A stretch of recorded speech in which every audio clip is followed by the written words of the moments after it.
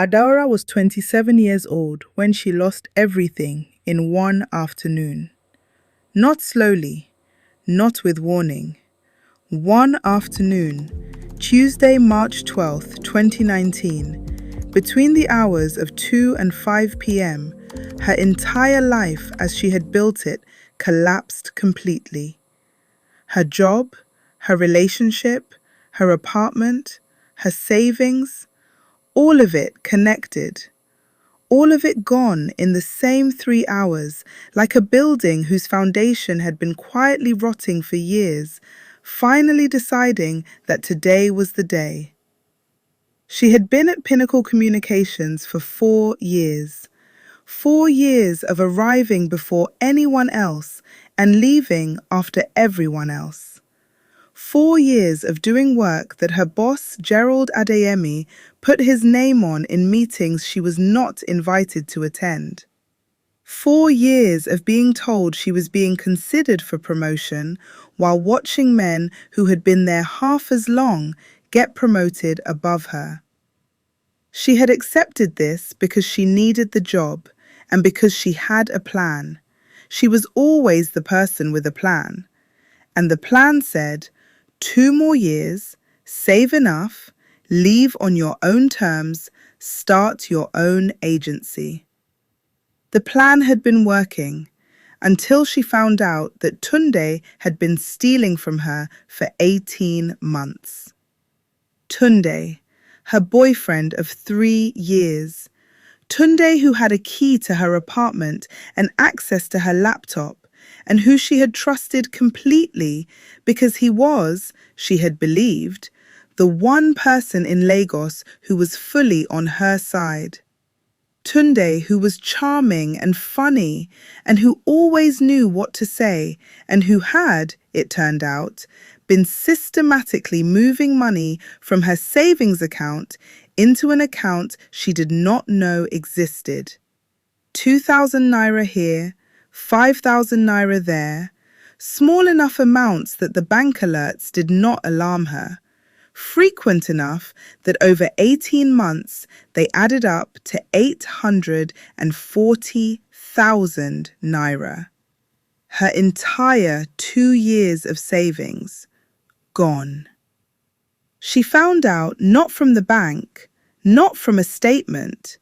She found out because she came home early from work that Tuesday. She had been let go that morning.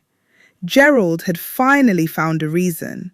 A minor error in a client report that in 4 years of perfect work he had been waiting for. And she found Tunde in her apartment with another woman and her laptop open on the table, showing the account she was not supposed to know about. She stood in the doorway of her own apartment. The woman saw her first. Tunde turned around slowly. On his face, not guilt, not fear, something worse than both. Calculation. The expression of someone rapidly assessing what version of this situation is most survivable for them. Ada, he started. She looked at the laptop screen. She looked at the numbers.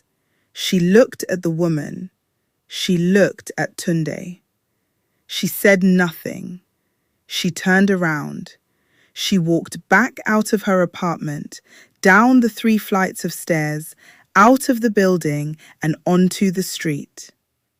She walked for 45 minutes without knowing where she was going. Lagos moved around her in its enormous, indifferent way. The traffic, the noise, the generators, the hawkers, the heat, the relentless forward motion of a city that does not stop for anyone's private disaster. She ended up sitting on a concrete barrier on Awolowo Road, her bag in her lap, watching cars go by. She had 2,300 naira in her wallet. No job, no savings. And in approximately 3 hours, when she went back to that apartment, she would have to look at Tunde again and begin the process of dismantling the life she had built around a person who had been quietly destroying it the whole time. She sat on the concrete barrier and thought, I have nothing. The thought was so complete, so total, that it was almost peaceful. When you have nothing, there is nothing left to protect. There is a terrible freedom in that, underneath the terror. She called her best friend Chisom. Chisom did not answer. She called her again. Chisom did not answer. She put her phone in her bag. She sat on the barrier.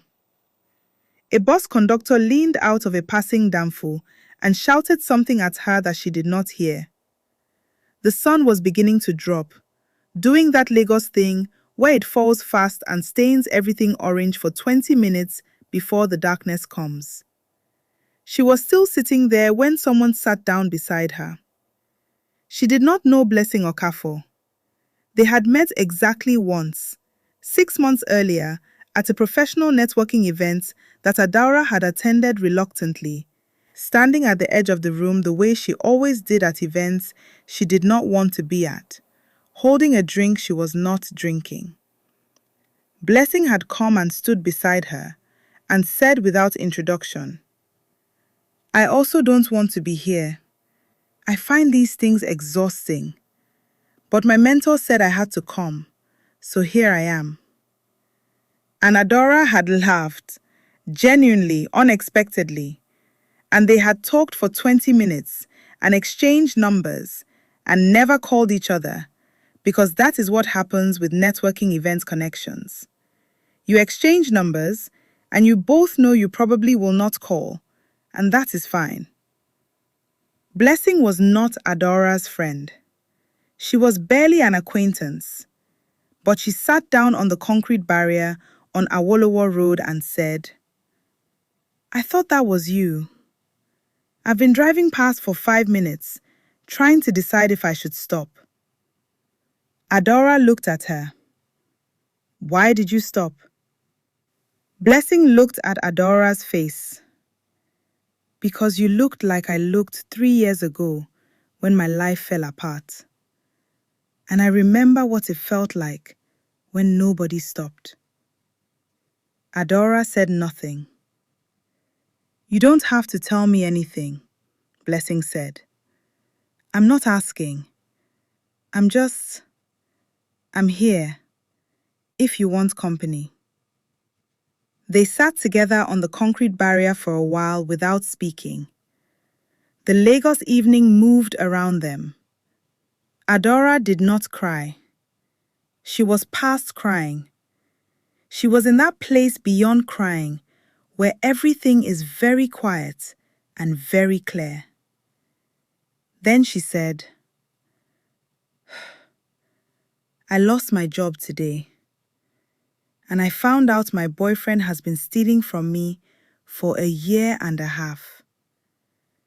And I have 2,300 naira and nowhere to go tonight. Blessing was quiet for a moment. Then she said, Okay, come and stay with me tonight. Tomorrow we figure out the rest. You don't know me, Adaora said. I know enough, Blessing said. I know you're sitting on a barrier on Awolowo Road alone, and your phone has been in your bag for the last 20 minutes, which means there is nobody calling to check on you. I know that feeling. Nobody should sit with that feeling alone. Adaora looked at this woman she barely knew. This woman who had stopped a car and sat down beside a stranger on a concrete barrier for no reason except that she remembered what it felt like when nobody stopped for her. Why are you doing this? Adaora asked. Blessing thought about it for a moment. Because 3 years ago, when my life fell apart, a woman I barely knew gave me her spare room for 2 weeks and helped me rebuild. I have been waiting ever since for the moment I could pass it forward. She paused. I think this might be that moment. Adaora picked up her bag.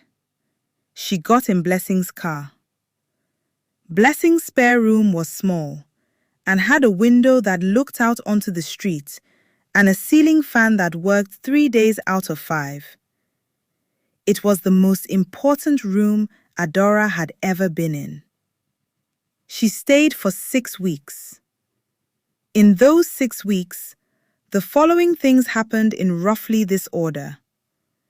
She went back to her apartment with Blessing beside her and told Tunde to leave. He tried to explain. She let him speak for 4 minutes. She counted. She was the kind of person who counted. And then she said, "I want my key. I want my laptop. And I want you to be gone before I wake up tomorrow." He tried to say more. She walked into the bedroom and shut the door and sat on the floor with her back against it until she heard the front door close. She went to the police about the stolen money. The officer she spoke to first was dismissive in the specific way that certain Nigerian police officers are dismissive of women reporting financial crimes committed by boyfriends. A look that says, "Are you sure you did not simply spend this yourself and now you are embarrassed?" She went back the next day with Blessing, who was a lawyer, and who laid the documented evidence on the desk with the particular calm of someone who knows exactly how much force is in their hands. The case moved. Tunde was contacted. He paid back 600,000 naira within 3 weeks. Not everything, but most of it, because Blessing sent him a letter that explained precisely what would happen if you did not. She began to look for work. This took longer and with harder than the money. 4 years at Pinnacle and Gerald's department had quietly ensured that her professional references were difficult. She applied for 41 jobs in 6 weeks. She heard back from 9. She got to final interview stage at 3. She was rejected at all 3.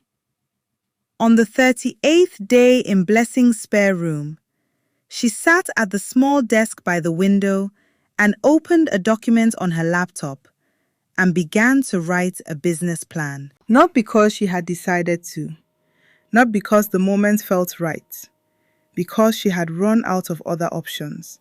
And sometimes that is the best reason to begin something. Not inspiration, not readiness, but the simple fact that every other door has been tried and this is the one remaining. She wrote for 11 hours. At the end of those 11 hours, she had the skeleton of what would become Adaora Communications, a boutique PR agency specializing in Nigerian tech startups, built on the belief that African companies deserved African voices telling their stories, rather than the Western PR firms that most Lagos tech companies defaulted to.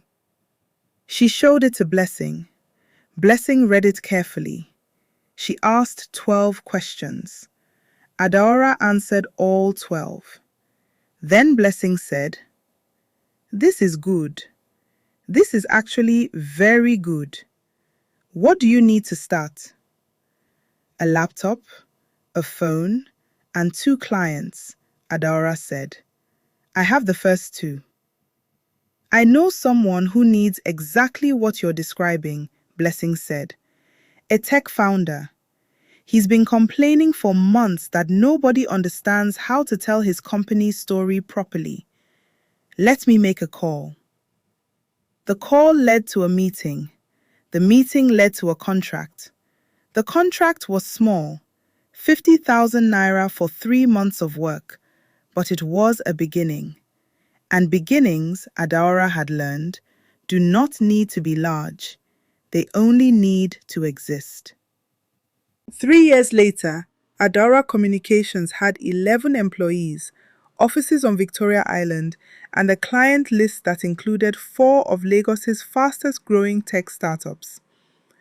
Adaora had been featured in Tech Cabal, This Day, and Business Day. She had spoken at 2 conferences.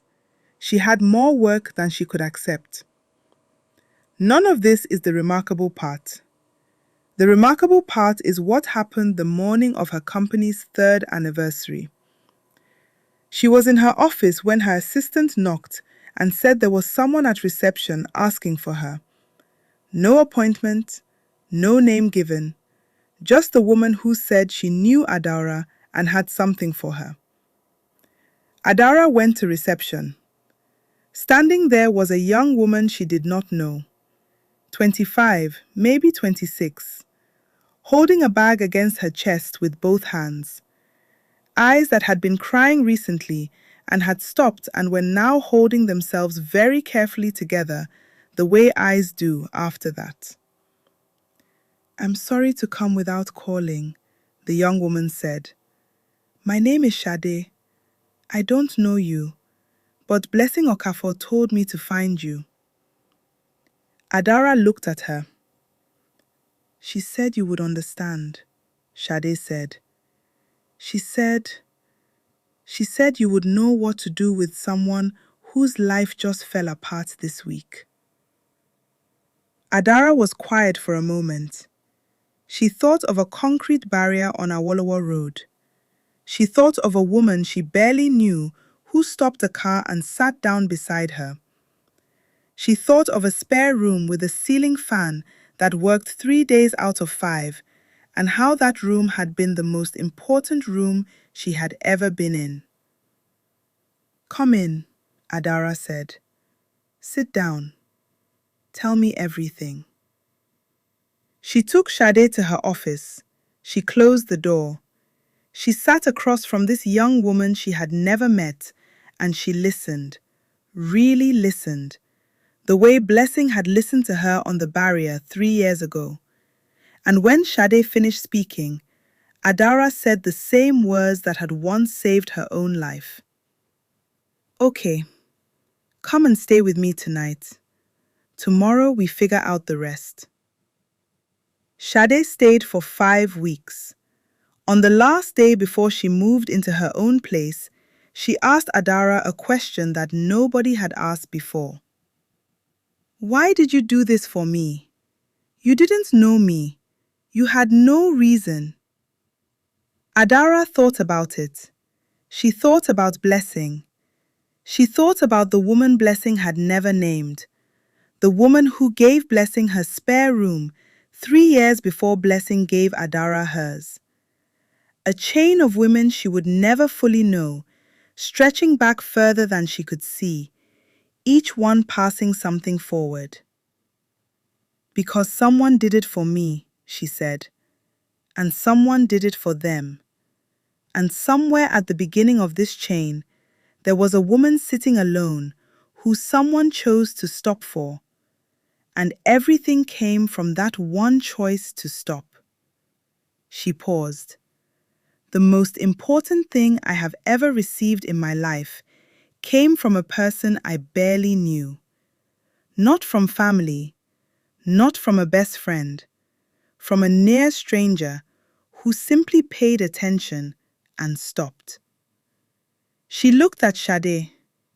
"So now I pay attention, and I stop, because I know what it means when someone stops." Blessing Okafor never told Adaora the name of the woman who had helped her.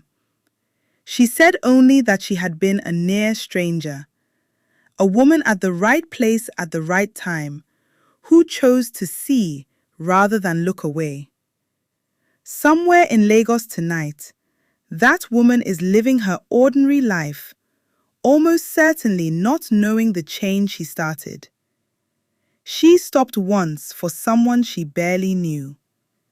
That one stop became Blessing. Blessing became Adaora. Adaora became Shade. And Shade, 6 months after moving out of Adaora's spare room, When she found her footing and found her way, and found herself sitting beside a young woman on a bus who was crying quietly into her phone, Sade became the next link. She tapped the young woman on the shoulder and said, "I don't know you, but you look like you could use someone to talk to. I have nowhere urgent to be." The young woman looked at her. "Why would you do that?" she said. "You don't know me." Sade thought about Adaora. She thought about Blessing. She thought about the unnamed woman at the beginning of the chain. "Because someone once stopped for me," she said, "and I promised myself I would pass it forward." She did not explain further. Some things do not need explanation. Some things only need to continue.